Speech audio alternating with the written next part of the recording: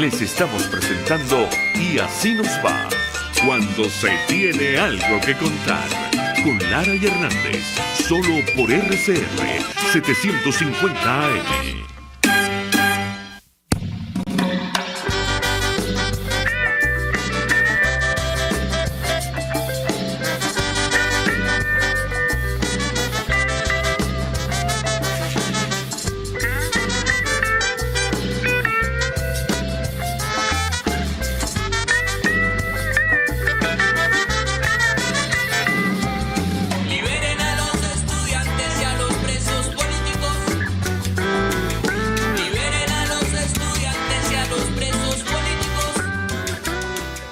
En este país, como pasan tantas cosas, una sobre la otra, una tapa a la otra, y así vivimos, hay gente que no recuerda el tema de la Operación Gedeón, de abril de 2020, que fue, por cierto, una operación militar que nunca fue bien explicada, sobre la que hay mil versiones, sobre lo que hay las más diversas tesis, sobre si estaba o no infiltrada por el régimen, sobre si era una operación legítimamente constituida para provocar un cambio de régimen o era una operación de un montaje. Pues el caso, que yo no sé si abona hacia una de las dos tesis o si consiste en ratificar el hecho de que la operación Gedeón estaba infiltrada o no, el caso es que pasando ahorita en abril, finales de este abril, se van a cumplir 2 años de aquello, del año 2020. Hay todavía detenidos por aquella operación, detenidos por los que muy pocas personas piden explicaciones, por los que muy pocas personas piden la libertad, y uno de esos detenidos es el señor teniente de la Fuerza Armada Nacional Bolivariana, Víctor Peroso. Para hablar del caso del primer teniente Víctor Peroso, tenemos a su padre, Franklin Peroso. Víctor Peroso está detenido desde finales de abril de 2020 y todavía permanece encarcelado en los calabozos del régimen. Franklin, ¿nos escucha? Buenas tardes. Buenas tardes. Bienvenido y gracias por aceptar nuestra invitación. ¿Qué nos puede decir después de casi 2 años de la prisión de su hijo, en términos de las acusaciones que hicieron sobre él? ¿Cómo ha avanzado ese proceso? ¿Cómo han vivido ustedes como familia la detención de su hijo, el teniente Víctor Peroso? Cuéntenos un poco cómo ha sido este tránsito de 2 años, Franklin.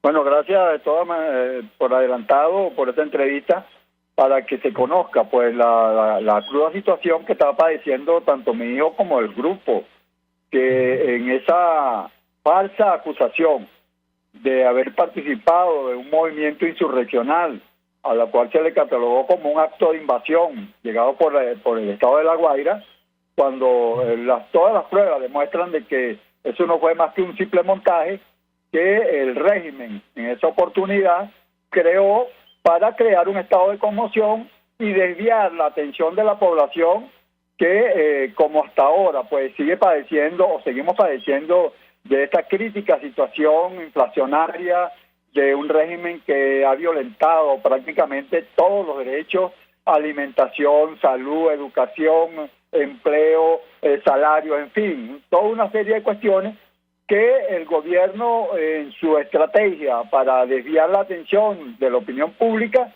creó, y en esa oportunidad, para ese tiempo, creó ese tipo de estrategia que en su momento le dio resultado cuando el 6 de mayo, pues, el fiscal general de la República emite unas declaraciones alegando de que un grupo de mercenarios, porque así los calificaron, ingresaron por el estado de La Guaira para invadir el país y atentar contra el presidente de la República. Eso con el tiempo se cayó la máscara y al final se demostró pues que no había sido sino un simple montaje para crear conmoción y desviar la atención de la opinión pública en general.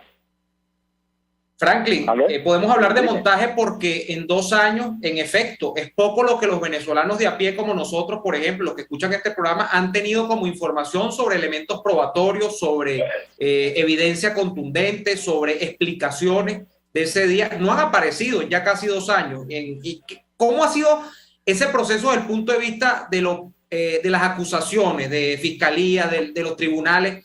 ¿Cómo ha marchado el proceso en específico en el caso de su hijo? Que sabemos que creo que había más de 50 detenidos en alguna oportunidad. No sé si han sido liberados algunos, pero por el caso Gedeón.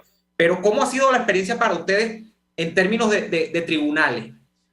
Mira, en primer término es bueno señalarse que la situación para todos los familiares ha sido extremadamente traumática, por cuanto ellos quedaron, en primer término, quedaron detenidos o fueron detenidos el 21 de abril del 2020. Fueron prácticamente desaparecidos hasta el día 6 de mayo, cuando el ciudadano fiscal,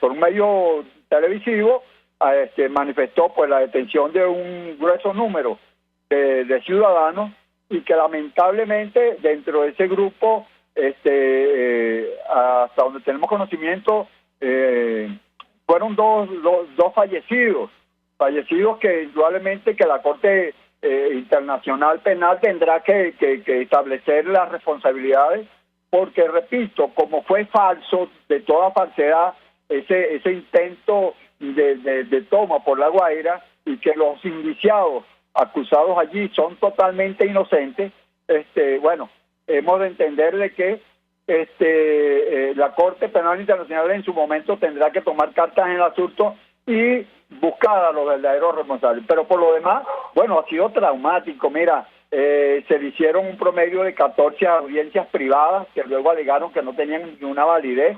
Vamos más o menos por 20 audiencias todavía hasta esta semana.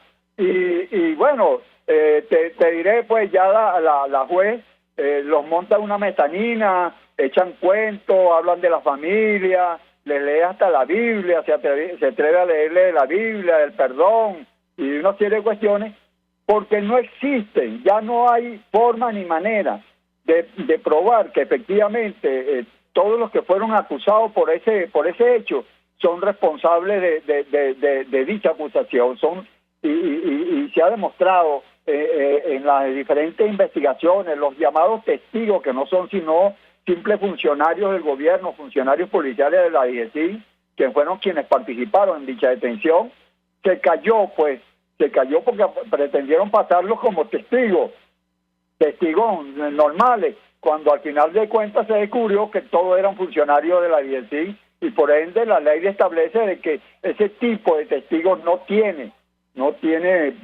asidero legal ni jurídico, porque tú no te puedes, la gente no puede pretender de que se conviertan en jueces y verdugos o defensores y acusadores a la misma vez. Ese es el drama. Lamentablemente no hay hasta la fecha garantías reales de que ese juicio los muchachos salgan en libertad, porque no existen garantías verdaderas, no hay una imparcialidad para la aplicación de la justicia. Si así fuese, mira, yo te apuesto que un promedio de 45 días, que según ellos establecen a los detenidos, para que el juez o el tribunal de la causa pueda emitir una opinión, pueda emitir una decisión, ya ellos estarían en libertad, pero lamentablemente eso no ha sucedido. Es más, te voy a agregar, para mí y para todos los familiares, hemos llegado a la conclusión de que el caso Gedeón para el gobierno se convirtió en un caso emblemático, y decir hoy a casi 2 años de la detención y de esa fulana invasión, para el gobierno es muy difícil alegar que se equivocaron, que fue totalmente falso, de que allí hubo un simple o vulgar montaje para crear en ese momento un estado de conmoción en base a una mentira, ¿entiendes? Entonces, ¿qué te puedo decir? ¿Qué te puedo alegar más de lo que te pueden alegar? Que estamos esperanzados. Bueno, es que los jueces obedecen líneas del gobierno, los fiscales obedecen líneas del gobierno, y los llamados defensores públicos son simple y llanamente empleados del gobierno. Entonces, ¿quién te da garantía de que esos muchachos van a salir en libertad si no existe realmente una justicia a la cual se le puede señalar como independiente y como transparente? Ahora, señor Franklin Peroso, su hijo, teniente Víctor Peroso, usted lo ha podido ver, ¿cómo se encuentra él? Porque nosotros sabemos cuáles son las condiciones. Hermano querido, más de 4 meses que no hemos podido comunicarnos, entre otras cosas, por esta situación, el transporte, la gasolina, los recursos económicos. Nosotros somos de clase muy pobre, clase humilde, con todo y lo que hemos transitado, y se nos ha hecho un tanto difícil. Pero es bueno agregarte de que, bueno, ahí cambian las señas. De repente tú vas el día de visita y te dicen de que ese día no es posible la visita. Bueno, te ponen cualquier cantidad de trabas. El día que cambian de mando allí, bueno, ese día los muchachos los encierran y no los dejan salir, lo mantienen en su calabozo. Entonces, ha sido traumático durante todo este periodo. Lo que va del año, prácticamente a principios del año fue que pudimos, a finales, perdón, del año pasado fue que pudimos medio verlo, porque bueno, era Navidad y nos concedieron, pero el resto, hasta la presente fecha, ha sido prácticamente difícil entrar en comunicación con él y desconocemos, pues, salvo algunas opiniones, salvo algunas referencias de amigos y amistades que también tienen detenidos allí, que nos pasan la información de decir, bueno, que estaba relativamente bien. Pero es bueno también informarte que Víctor fue torturado, chicos, fue torturado y del momento en que cayó detenido. Él estuvo en la sede del DIGESIN, en Boleísta, un año y 2 meses. Durante ese tiempo, a Víctor lo mantuvieron en unos calabozos subterráneos, valga la expresión, el llamado el cuarto de los sueños, ¿entiendes? O sea que ahí no, lo que se escuchaban eran los gritos de las torturas. Víctor fue torturado, mira, hoy después que fue trasladado a los problemas testiculares, tiene de una varicocela grado 3 y padece de una hernia inguinal, producto, entre otras cosas, de los golpes que recibió, además de las cargas eléctricas que él y me imagino que el resto de los compañeros que estaban allí también sufrieron, porque así se lo hicieron saber a los familiares en su momento. Entonces, te imaginas, no tiene atención médica, no ha sido llevado a ser atendido, a ser revisado, no se le dice si va a ser operado, si va a ser llevado a un centro clínico para ser sometido a alguna operación que le restablezca su salud. Y bueno, aparte de la salud física, que con eso está bastante deteriorada, te imaginarás el estado de deprimido, en que se encuentran todos esos muchachos al no poder ver a sus familiares y bueno, y están en libertad, que es el bien más preciado que tiene todo ser humano. Así es. Señor Franklin Peroso, nosotros estaremos muy pendientes de este caso, como lo hemos estado desde que lo conocimos.